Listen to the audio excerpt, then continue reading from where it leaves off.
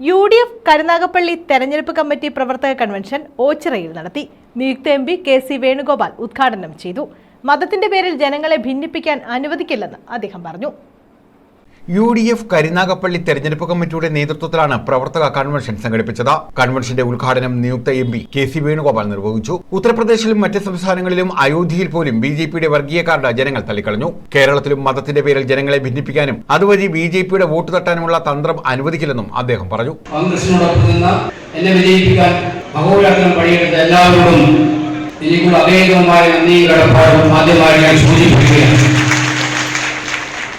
Youth കോൺഗ്രസിന്റെ ചുടക്കൂട്ടന്മാരായിട്ടുള്ള നേതാക്കന്മാരും പ്രവർത്തകരും ആദ്യം മുതൽ ശ്രദ്ധിക്കുകയായിരുന്നു.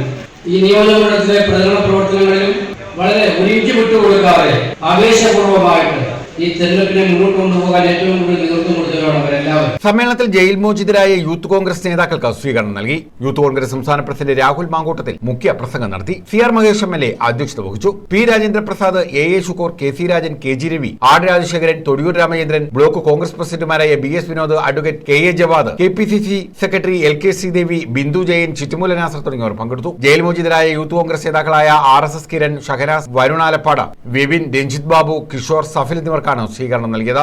News bureau, Ochira.